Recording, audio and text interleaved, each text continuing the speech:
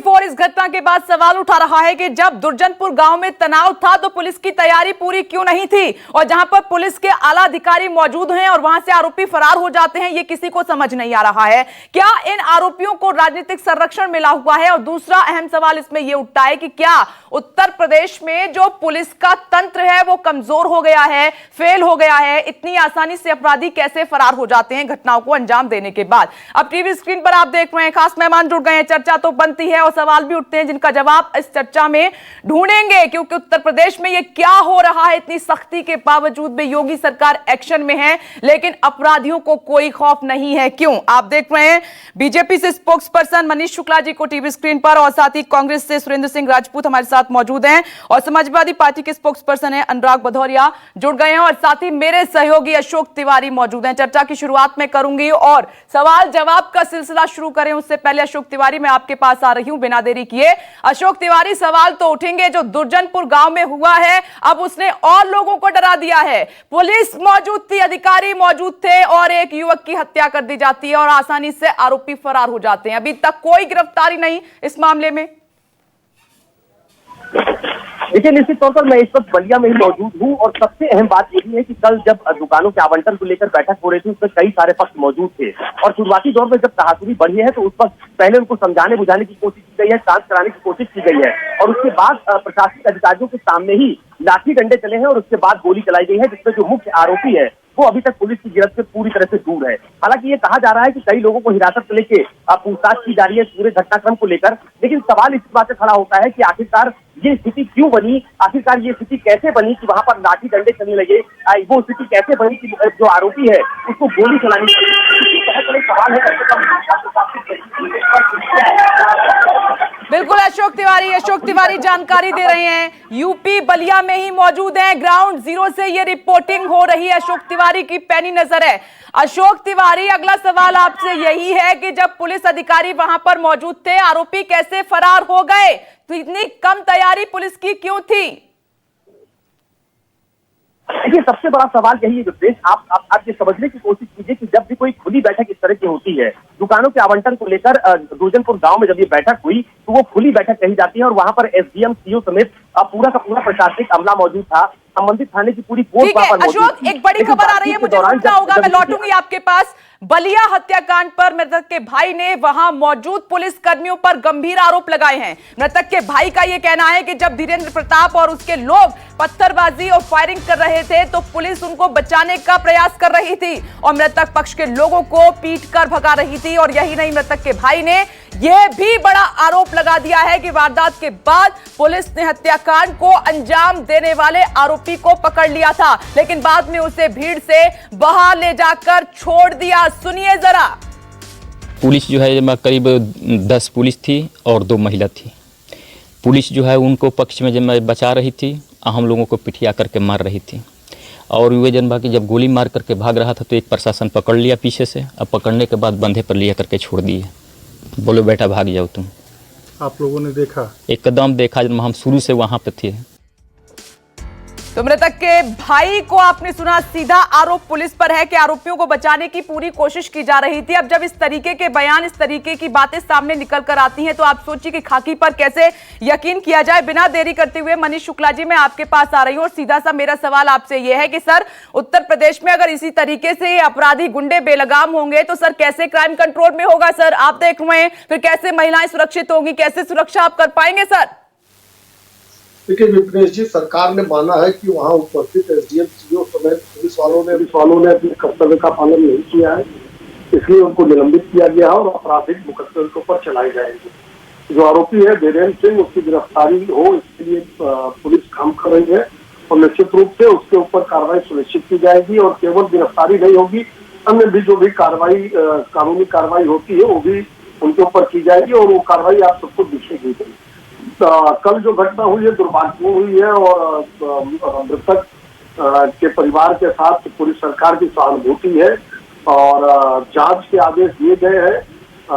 अगर जो आरोप अभी सर ये अच्छी बात है कि सहानुभूति है सर, अच्छी बात है, लेकिन आप उत्तर प्रदेश में देखिए ना, ये खाकी का जो खौफ गुंडे बदमाशों में होना चाहिए वो क्यों नहीं है। अब ये तो बहुत ही हैरान करता है, दिल दहला रहा है कि ऑफिसर्स मौके पर मौजूद हैं और वहां पर इस तरीके से फायरिंग हो जाती है, एक युवक की हत्या कर दी जाती है और वहां से आसानी से आरोपी फरार हो जाते हैं। 20 घंटे से ज्यादा का वक्त हो चला है लेकिन अभी तक पकड़ में नहीं है। सर ये खाकी का खौफ क्यों नहीं है, अधिकारियों का खौफ क्यों नहीं है? ऑपरेशन क्लीन भी उत्तर प्रदेश में चलाया जा रहा है लेकिन उसका भी डर नहीं है।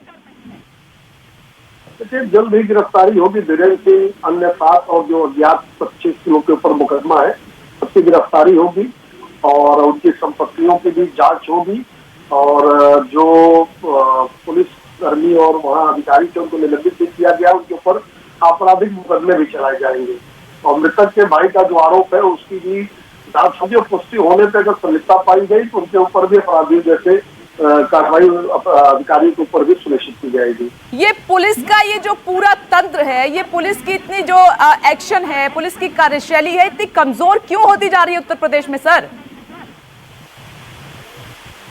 देखिए जी, कल की जो घटना है वो निश्चित रूप से हमको मुझे अब मैं अपने विचार से इस बात को कह सकता हूँ कि इसकी अपेक्षा नहीं रही होगी। अप्रत्याशित रूप से ये घटना हुई, जल्दी इस तरह की घटनाएं नहीं होती क्योंकि ये खुली बोली लगती है जहां सामंजस्य नहीं होता है और प्रशासनिक व्यवस्था के तहत बोलियां होती है और जिसके पक्ष में ज्यादा मत पड़ता है हमें इस पर सोचना होगा क्योंकि जनता ये मानती है कि जहां पर खाकी है, जहां पर पुलिस है, जहां पर अधिकारी है, वहां पर उनको सुरक्षा होती है, राहत होती है, लेकिन तस्वीर तो बिल्कुल इसके उलट है। सर मैं लौट रही हूं आपके पास, मैं लौट रही हूं और बिना देरी किए अनुराग भदौरिया जी मैं आपके पास आ रही हूं। क्या कहेंगे आप, क्यों क्या वजह है कि उत्तर प्रदेश में क्राइम जो है कंट्रोल नहीं हो रहा है, अपराधी बेलगाम होते जा रहे हैं, खाकी का कोई खौफ नहीं रहा है, एक के बाद एक वारदातों को अंजाम दिया जा रहा है?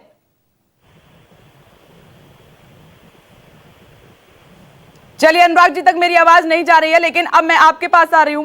सुरेंद्र राजपूत जी आप कैसे देख रहे हैं सर, क्या वजह है? यही सवाल मेरा आपसे है, उत्तर प्रदेश में क्यों लगाम नहीं लग पा रही अपराधियों पर?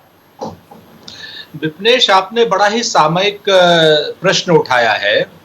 एक अपने पीसीआर से कह दीजिए मेरी आवाज मुझे ही मिल रही है, तो अब मैं 2 मिनट के लिए मुझे दे दीजिएगा, मैं अपना वो हटा दे रहा हूं। जी सर बिल्कुल। हाँ देखिए, मैं आपको बताऊं कि बहुत स्पष्ट रूप से जो बात आई है वो ये आ रही है कि इसमें शासन और प्रशासन या एसडीएम या सीओ की बात नहीं है। आप इस चीज को देखिए ना, पुलिस के सामने, प्रशासन के सामने भारतीय जनता पार्टी के गुंडे शरेआम इस तरीके की हरकतें कर रहे हैं, तो इनको जब तक प्रशासन का या राजनीतिक संरक्षण नहीं है तब तक ये इस तरीके की हरकतें नहीं कर सकते हैं। आप इस चीज को समझिए, ये खाली एक घटना नहीं है। पुलिस के सामने या पुलिस के ऊपर उत्तर प्रदेश में जब से भारतीय जनता पार्टी की सरकार आई है, भाजपा के गुंडे लगातार हमला कर रहे हैं। आप देखिए, चाहे बलिया की घटना हो, चाहे बनारस में इनके जिला अध्यक्ष थे या कौन किसी उसके अध्यक्ष थे, कोई पटेल साहब थे, उन्होंने सरेआम पुलिस के अधिकारियों को मारा और पुलिस वाले ही सस्पेंड हुए हैं और बाकी सब लोग अपनी जगह पर वो अधिकारी जो भाजपा के गुंडे कहेंगे तो मनीष शुक्ला जी को इस पर ऑब्जेक्शन होगा सर, ऑब्जेक्शन होगा। बिना पड़ताल के, बिना जांच के आपने भाजपा के गुंडे बता दिया। मैं बताता हूं, वो भी मैं बताता हूं आपसे। भारतीय जनता, मेरे पास अगर आप चाहेंगी तो मुझे अपना व्हाट्सएप कोई नंबर दे दीजिएगा। मैं सुरेंद्र सिंह बेरिया है, बलिया के विधायक हैं, और वो जो आरोपी है धीरेन्द्र सिंह, उसके और उनके क्या संबंध है? लड्डू खिलाए जा रहे हैं, पता नहीं घटना से पहले या घटना के बाद, मैं नहीं जानता, लेकिन सुरेंद्र सिंह बेरिया के साथ एक नहीं अनेकों उनकी वो है। और आप भी कह रही हैं कि वो भाजपा का कार्यकर्ता है। अगर अपराधी है और भाजपा का कार्यकर्ता है तो उनको भाजपा के गुंडे नहीं तो क्या भाजपा का संत और महंत कहा जाएगा? मनीष शुक्ला जी उंगली उठा रहे हैं, बोलिए सर। मेरी बात कहना है, मेरी पूरी बात हो जाने दीजिए। ठीक है सर, 1 मिनट। राजपूत की बात तथ्यों से परे है। अगर इनके पास कोई प्रूफ हो, उसके, अब मैं प्रवक्ता हूं उत्कृष्ट रूप से भारतीय जनता पार्टी का, मैं कह रहा हूं आपके चैनल पर, धीरेन्द्र सिंह के पास भारतीय जनता पार्टी का कोई दायित्व नहीं है। किसी विधायक, अगर क्षेत्र के विधायक से उसके साथ किसी की फोटो हो, ये प्रूफ होता है, तो राजा रामपाल के साथ विकास दुबे की फोटो, राजा रामपाल की फोटो प्रियंका गांधी के साथ रही है, तो प्रियंका गांधी विकास दुबे की संरक्षण करता थी क्या?